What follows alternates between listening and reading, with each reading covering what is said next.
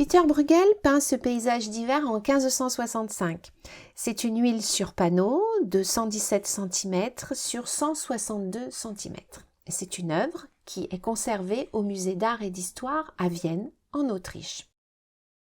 Cette peinture appartient à un cycle des saisons qui a été commandé par un riche bourgeois de la ville d'Anvers, Nicolaes Jorlang, qui était banquier et collectionneur. 5 tableaux restent sur 6 pour décorer sa villa. Les chasseurs dans la neige, donc, pour les mois de décembre et janvier. La journée sombre, pour les mois de février et mars. La fenaison, pour les mois de juin et juillet. La moisson, pour les mois d'août et septembre. Et le retour du troupeau, pour les mois d'octobre et novembre.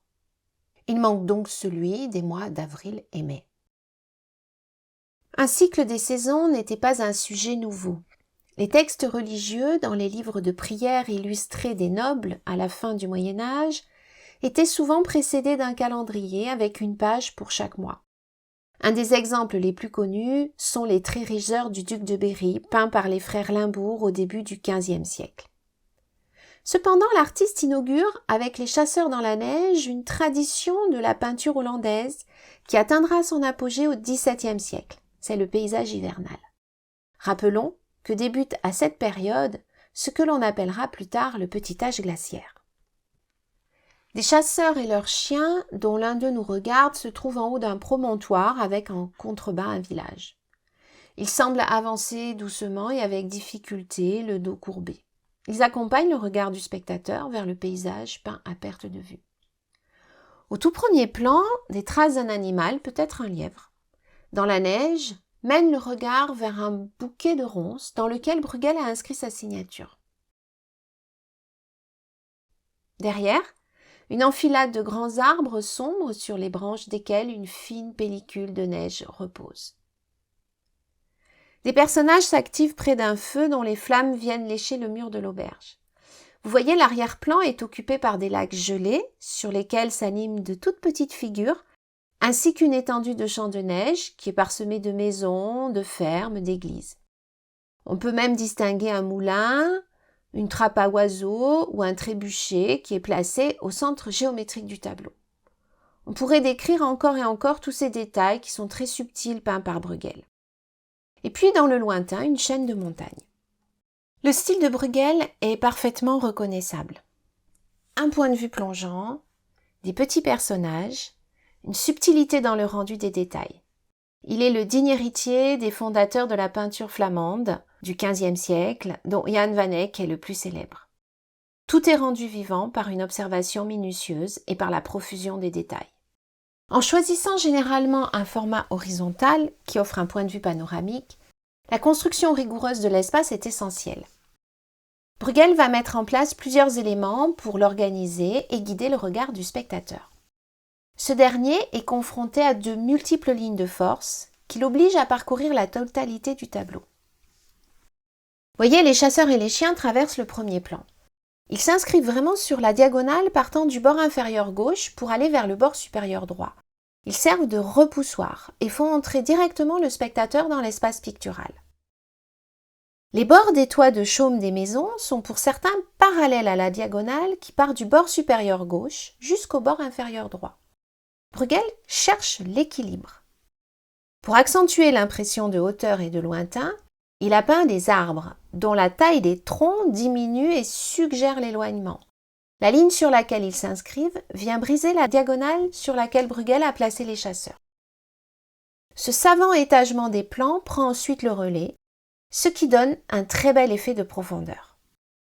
Paradoxalement, certains éléments vont contribuer à nier cette profondeur, à en redresser le plan, à lui donner une surface relativement uniformisée.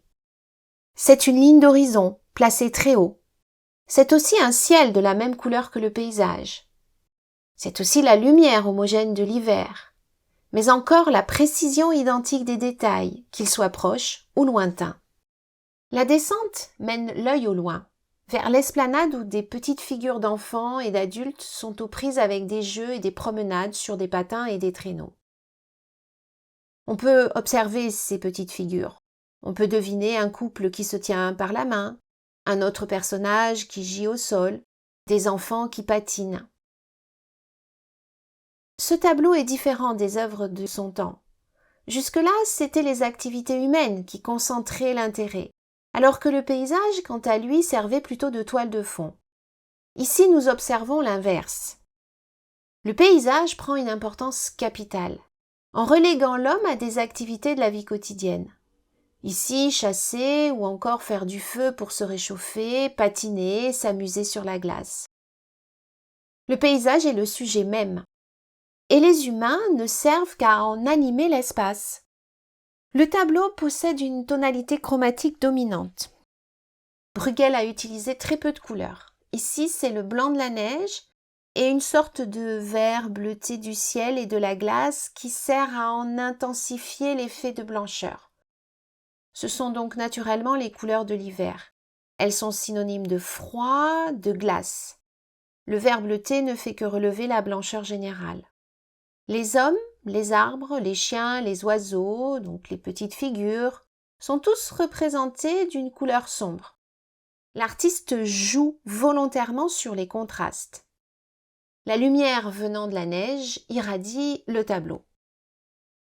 La touche de Bruegel est très plate et sans relief, comme nous pouvons le constater en contemplant l'étendue de neige au premier plan sur laquelle marchent les chasseurs.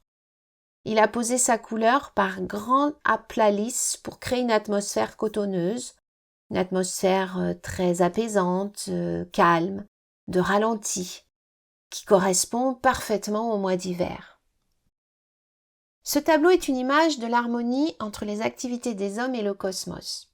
Pour l'historien Michel Wymans, il faut comprendre l'œuvre d'un point de vue christologique.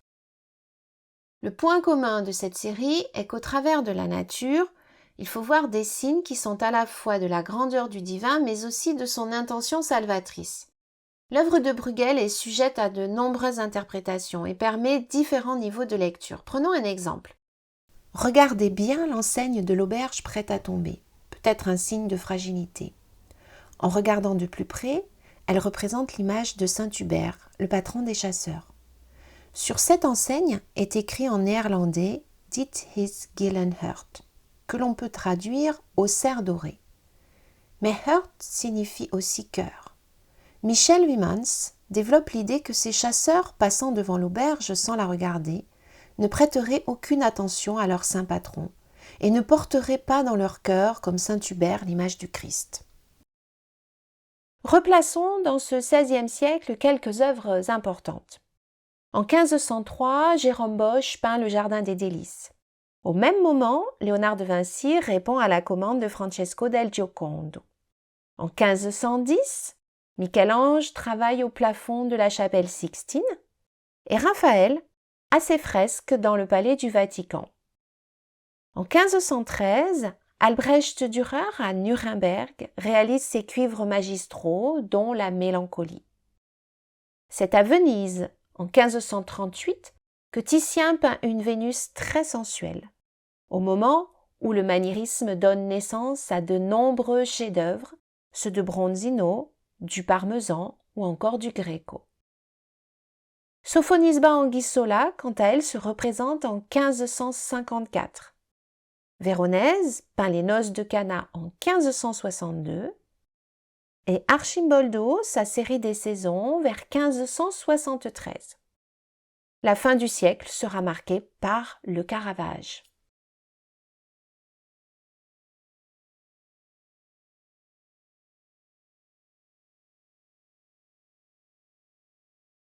Le tableau est une fenêtre ouverte sur le monde, selon la définition d'Alberti dans son ouvrage de la peinture publié en 1435. Derrière le visible se cache un monde. Ici un paysage brabant de son époque, imaginé par l'artiste plus que conforme à la réalité. C'est le début d'une pratique sur le vif et d'après l'imagination. Il s'agit d'un paysage à demi naturel, dans la mesure où la perspective prend des libertés avec l'observation. Netteté des détails éloignés du spectateur, point de vue surplombant et total reposant sur un redressement artificiel du plan. Ce type de paysage panoramique a également été développé par Joachim Patinir et l'allemand Albrecht Aldorfer au XVIe siècle. Mais Bruegel est beaucoup plus audacieux. Les personnages religieux n'y occupent plus la première place, mais sont inclus dans des vues panoramiques qui ont été appelées des paysages du monde par les premiers historiens allemands du début du XXe siècle qui se sont intéressés à ces paysages. Ils ne reflètent pas tant un morceau de la nature, qu'ils ne sont finalement le reflet d'une conception de la nature profondément chrétienne, que résume une métaphore qui était que la nature reflète la grandeur et la variété du Créateur. Le paysage est pour Bruegel ce que la perspective était pour les peintres florentins du Quattrocento, c'est-à-dire un système d'interprétation du monde. Et à travers ces images, il s'agit en quelque sorte d'offrir au spectateur le monde en résumé, mettant à l'épreuve son aptitude à voir.